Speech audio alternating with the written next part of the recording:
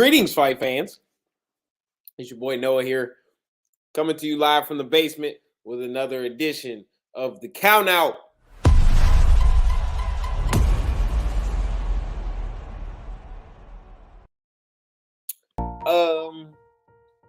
This week was a little rough. This week, it was a tough week to rank. You know what I mean? Yeah, it was just a lot. It was a lot that went on this week, but I cannot complain at all. It was some great stuff that the WWE put out, and we're going to go ahead and start with number 10, starting with NXT, and that is Solo Sikoa. Out in the ring, came out and pretty much staked his claim on being the number one contender for the North American Championship against whomever the winner may be between Carmelo Hayes and Cameron Grimes. And, you know, he put on a great showing in that triple threat bout between the three of them.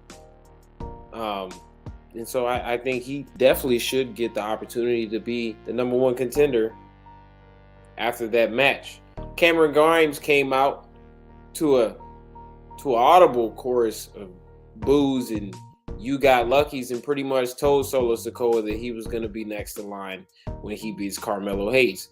And, you know, that's only what a fighting champ, a valiant champ should do. Even if the NXT fans think he got lucky, even though he did, he probably feels that he should give Solo that shot. I think he should. But yeah, Cameron Grimes pretty much, like I said, guaranteed that Solo was going to get that title shot when he beats Carmelo Hayes. Solo Sikoa acknowledged it. And when he leaves the ring, Carmelo Hayes and Trick Williams ambush Cameron Grimes from behind. Now Solo, as he's walking out, I'm pretty sure he hears the commotion in the ring. And at first he chooses to ignore it, but he stops halfway up the aisle, looks back, and sees the assault going on, and Trick Williams puts Cameron Grimes' head in between a chair. And now Carmelo Hayes is going for his Showtime finish. You know, the leg drop off the top rope. But he's looking to end Cameron Grimes' career. He don't just want to put him out before their match for the North American title. He want to put him out for good. But before that can happen, as you can see from Melo's face, Solo Sikoa rushes to the ring to Cameron Grimes' rescue and lays everybody the fuck out. And when I mean lays them out, he lays them out. And the image that ends this segment is the tease of Solo Sikoa as the next North American champion. This is definitely any wrestling fan who pays attention knows that this is just confirmation that Solo Sikoa is going to be the next North American champion, and he should be. He's a great competitor. He's a great performer. But moving on to number 9. We got on WWE Raw, RK Bro come out to the ring and they recap what happened the night before at WrestleMania Backlash. Spoiler alert, they lost. If you didn't watch WrestleMania Backlash, I'm pretty sure 99% of you are already in the know by now. But yeah, they lost. And Randy was pretty much recapping all of that. However, he said that it is imperative that they move forward with this title unification match. And so Riddle spoiled their appearance on the coming edition of SmackDown. But as they're going on about their title unification match, they are only visited by the challengers for those Raw Tag Team belts that night, the Street Profits. Now, the last time these two teams met in the squared circle. RK Bro lost. And so the Street Profits got their shot. But they come into the ring talking about, they want the smoke as usual. However, Riddle comes back with a very, very tough tagline. Granted, it has a lot of Stone Cold influence, but verbatim, he says, "You guys want the smoke? Well, RK Bro 420 says we just smoked your asses." That's just clever. 420 smoked. Yeah. I mean, yeah, it's a ripoff of Stone Cold's, but if you're going to do it, you got to do it like that. It's funny because I don't think this is going to be the only reference to Stone Cold in this top 10 countout. But we're going to go ahead and move on to number 8. Sonya Deville is already in the ring following a commercial break. And you know what that means, wrestling fans. When she don't get an entrance, she ain't winning. And she didn't. But who the fuck did she fight? Before her match even starts, Adam Pearce comes out and drops some bad news to Sonya Deville, pretty much telling her that she got terminated because the board of directors deemed her unfit to fill that position because she was abusive of power, which is very valid. It's very reasonable. But as a WWE official or general manager, there are definitely some benefits to having that position as opposed to a regular performer, like a regular superstar on the roster. And of course, Sonya Deville getting hit with that bombshell, of course she would be shocked. She's been in that position since the start of the pandemic. So,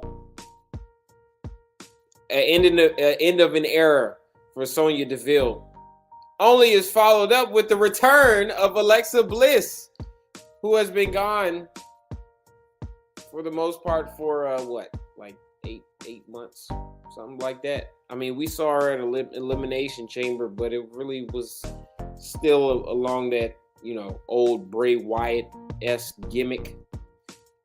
She still kind of has it, but she's like 90% her gimmick before Bray Wyatt, but she still has the fucking doll. Alexa, I'm praying to God you see this. I know there's like a 1 in a million chance that you see this. Ditch the damn doll. Let it go. Hashtag ditch the damn doll. Anyways, the match was pretty much a squash. The WWE Universe was pretty excited to see her. I was. She was welcomed with a whole bunch of welcome back chants. But like I said, the match was pretty much a squash. And yeah, welcome back, Alexa. Ditch the damn doll, please. I'm very curious, though, to see what these next few months look like for her. What these next few months look like for Sonya Deville. Because she's not a WWE official anymore. She's just a regular ass wrestler. But we're going to go ahead and move on to number 7. Ronda Rousey, or as the All Real crew calls her, Rondi. Spoiler alert, WrestleMania Backlash, she beat Charlotte Flair for the SmackDown Women's Championship, as you can see on her shoulder. Surprisingly, she looks like she's out in ring gear. Well, that's because she was there to issue out a open challenge for that title because she said that, she's a fighting champ. She ain't no punk. She ain't pussy. And out came an unexpected answer from Raquel Rodriguez, who absolutely fucking manhandled Ronda Rousey. I mean, it was as one-sided as you could get. I mean, Ronda, of course, is Ronda, right? Rondi is going to get her offense in. She's going to do what Rondi does. However, anything that Rondi tried to do was just thwarted by Raquel Rodriguez. I mean, let's go back to this guillotine real quick. This was countered Rondi's feet didn't even hit the ground. Raquel just powered her into a suplex. I'm telling you, everything that she did, everything Rondi did to Raquel, Raquel had an answer for it. However, the resiliency of Rondi allowed her to stick around, and you can tell by the expression on Raquel's face. At the end of the match, a powerbomb set up by Raquel Rodriguez only spelled the end for her surprise answer and her surprise performance as Rondi rolled her up and secured the victory. Now, even though on paper Raquel will see an L on that match, but for those who watched that match, like myself, she won. She won. She's definitely gonna be a huge player, just like I anticipated on the SmackDown, or not just on the SmackDown women's roster, but she's gonna be a huge player on the women's roster for years to come, especially with performances like that. And you know, Rondi had to pay her respects because she was whooping her ass. Raquel was fucking her up. Anyways, we're gonna move on to number 6. Cody Rhodes was facing Austin Theory on Raw in hopes of gaining his first championship since his 6-year absence from the WWE, trying to take the U.S. title away from Theory. A very good match, by the way. But there were moments toward the end that felt like Cody was going to take that title away from Theory. However, Seth fucking Rollins interrupted because he has this unhealthy infatuation with Cody, because somehow you can't one-up Seth Rollins all of a sudden. You can't even two-up him. I'm sorry. Let's two-up. And so he took Cody's chances of winning a title away. And he ended the match in DQ. And he absolutely assaulted this man and ambushed him and pretty much said to him, "You are not going to take anything else away from me." I don't know what the fuck that means. I don't know what he took away from you outside of losing 2 matches, but I don't fucking know. The segment ended with Seth Rollins planting Cody Rhodes with a curb stomp on the announce table, and he looks absolutely crazy. I mean, the man's fucking insane. I don't get what do you need? What do you miss? What did he take from you, bro? I mean, seriously. I need answers. And hopefully I'll get them on the next episode of Raw. Because this shit is making no sense to me at all. I thought they would have been done. I mean, I know he won by roll up too on WrestleMania Backlash. And you know, I don't know. Maybe Cody has his number. He's got it in his head. But fuck it. We're gonna move on to number 5. Cora Jade and Natty put on a clinic on NXT. I would even go on and say that this was the best match of the television live shows. I'm not going to say it was the best match of the week. The best match of the week the best match of the week happened at Backlash. You'll see it a little, yeah, I'll give you a spoiler. You'll see it a little later on this list. But, yeah, so I'll say this was second best of the week altogether. It was very physical, very, very physical. But in the pictures that I have, they just do not show the physicality any justice. This shit made Cora Jade look like a superstar. I mean, when you hit Natty with a sharpshooter of your own, and you have the crowd that invested in you, because you have that, you know, you have the balls to do that to Natty. You know, the family that made the sharpshooter so popular, the family that is synonymous with the sharpshooter, you put her in that shit? Crazy. But at the end of the match, Natty was able to get her own sharpshooter in. And to end the match, Cora did not tap. She passed out. She fucking passed out. Now, remember at the beginning of this show, I said that there wasn't going to be. Well, let me take that back, because I want to quiz some of my OG wrestling fans, my super fans, my fanatics, my real fanatics that know they shit. Cora Jade passed out from the sharpshooter to Natalya. What does this look like? I'll give you 10 seconds.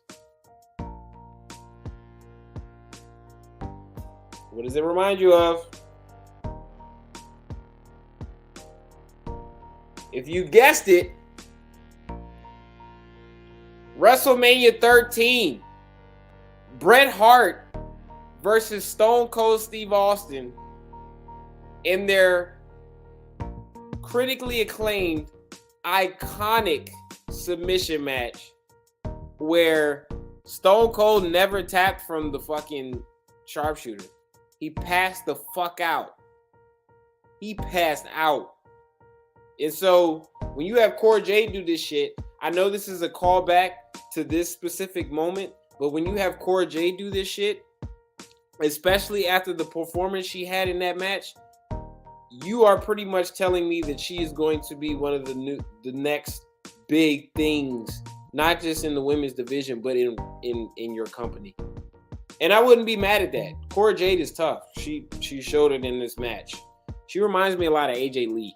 I don't know why. I don't know why I get that comparison, but yeah, this was a fantastic match. Natty was pretty shocked because she thought Cora tapped out, but didn't hear her tap out. She was pretty confused. She was like, what the fuck just happened? Like, did she tap or did she not tap? Anyways, Natty came to Cora, helped her up, and pretty much paid her respects to Cora because Cora hung with the most experienced woman wrestler on the roster. She did her shit, bro. I'm happy for Cora Jade. She's definitely got a NXT Women's Championship reign coming soon. She'll be one of the younger champions to ever live in the company. It's gonna happen. That was a great fucking match. Great fucking match. But we're gonna move on to number 4.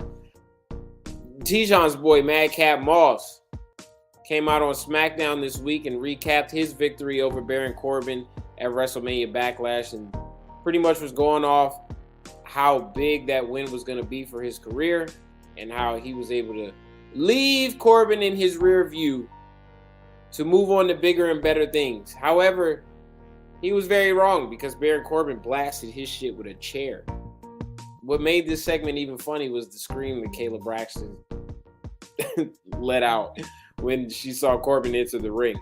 But Corbin assaulted his shit, and at the end of the chair beating, he takes the chair, wraps it around Madcap's neck. Now, for all those who have seen this over and over again, you know how bad this shit looks. You actually know how many times somebody has actually legitimately gotten hurt from this move, and the fact that they were bringing it back out is pretty fucking surprising. Usually somebody comes out to save whoever's neck is in between that chair. Not this time. Not this time. Because Madcap don't got no friends, bro. And Baron Corbin took the Andre the Giant Memorial statue and smashed the chair. And Madcap's neck done. Left him convulsing on the floor, on the ground. Officials came to help him out. They got Baron Corbin out of the ring. And how else do you sell a assault like that? You put him on a fucking stretcher. That's right. And the segment ended with Madcap, but Baron Corbin pretty much asking Madcap, yeah, where am I sending? Where are they sending your ass? To the Mospital. It was a bad joke. The Mospital is terrible. It's shitty. But it proved it did what it needed to do, because Baron Corbin got his joking ass up out of there. But anyways, we're going to move on to number 3 on the last segment of Friday Night SmackDown, the last segment of this past week. The Bloodline marched to the ring after their win at WrestleMania Backlash. And Roman pointed out that there's nobody next. Like he beat one, and then another one would make his way out, and he beat that one, and then another one would make his way out to challenge, but there's nobody. He's gone through all of them. So what the fuck is he gonna do now? And you know, he was like, I can't do anything now, but my boys, my cousins can do some shit now. They still got some unfinished business with a certain RK Bro. And so he hands the mic to Jimmy, and right as Jimmy's going to speak, RK Bro makes their way out to the ring. And Randy said that Randy said that John Cena was 10 times the superstar that Roman Reigns will ever be, because Roman Reigns said some shit about John Cena. And of course, there's rumors that Roman is going to be the next Hollywood guy. They're drawing comparisons to him and Cena and all this shit. And Randy felt the need to say that. But they laid the foundation for the eventual tag title unification match that will happen next Friday on this coming episode of SmackDown. Randy Orton laid down the official challenge because Roman tore up the initial contract. But as Randy lays out the challenge, Jimmy Uso accepts. But Jey Uso lets him know that this shit ain't happening this week. It can happen next week, though. And so Jimmy pretty much boasts and says, well, it's going to be 2 tag titles on my shoulder, 2 tag titles on my brother's shoulders, and then there's going to be 2 tag titles, or not 2 tag titles, but there's already 2 titles on my cousin's shoulders.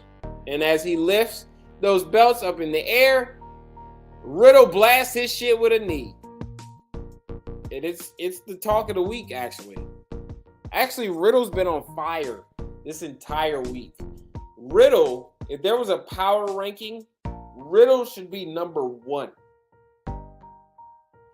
I don't know. Riddle's just shown a different aggression. It just feels like some of Randy is rubbing off on him. Like his mannerisms are different.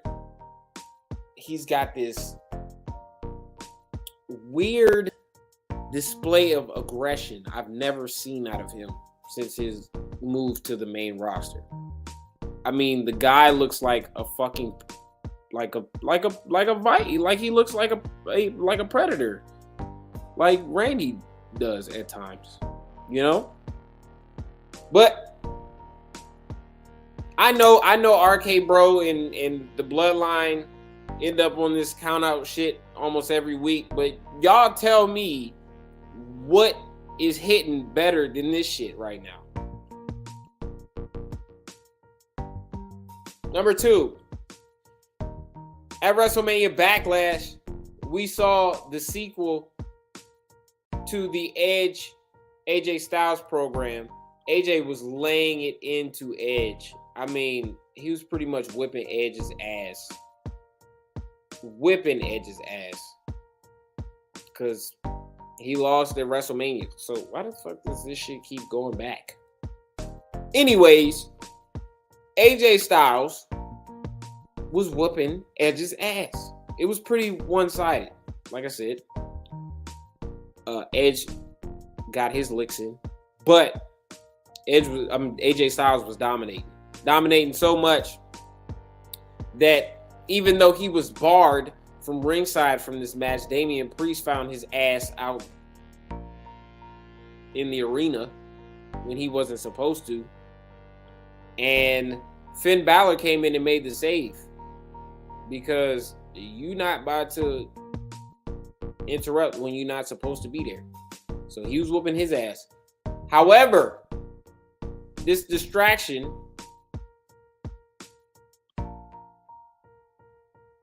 would take our eyes away from a hooded assailant. Who the fuck is this? And pause, why the fuck is my shit tweaking? I'm sorry for those at home. I swear to God, I'm not even doing that shit. But anyways, a hooded assailant drops AJ Styles from the top rope and causes AJ Styles to match. Edge puts him in a crossface and he passes out. But who the fuck is this hooded bandit? And clearly, they are with Edge because they knelt in front of Edge. Edge acknowledged them. But God, can you please let us know who this might be? Oh yeah, it's Rhea Ripley.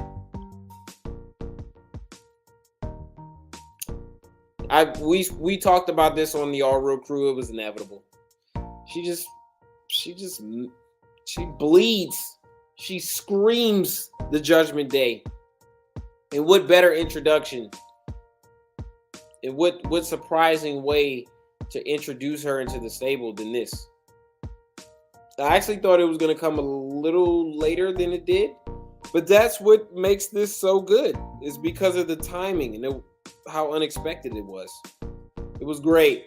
It's great. Looking forward to seeing what she does with them.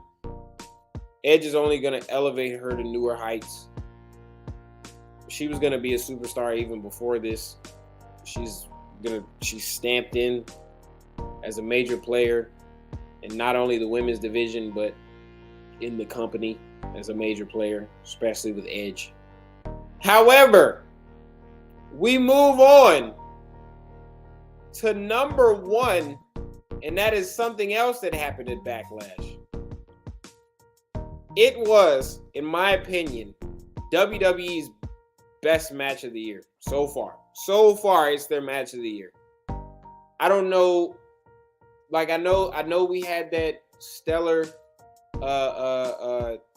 three-man or three tag team match between RK Bro, Kevin Owens, Seth Rollins, and the Alpha Academy on Raw. That shit was spectacular. The triple threat tag team match. We had Bianca Belair and Becky at WrestleMania. Those are the other ones that I could think of, but this one shits on the rest of them. I mean, the pacing was incredible. The way they laid that match out was incredible. You know, in the beginning, they pretty much was fucking up the Usos. But, like, you know, the bloodline is always going to be the bloodline. And they are going to find their way to dismantle their opponents. And they picked apart Riddle. And this match was great. Like I said, the pacing was incredible. The action was very good. It teased the Roman Drew McIntyre title match that we have yet to see. I know we've seen it before in the Survivor Series of 2020, but the stakes would be much higher in this match just because Roman is a unified world champ. And the tease was great. I mean, Drew McIntyre was whooping Roman's ass. We even got to see one of those fantastic Randy Orton hot tags.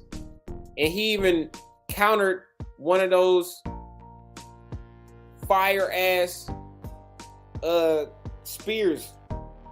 I'm sorry, I'm running out of words because the match was so fucking good.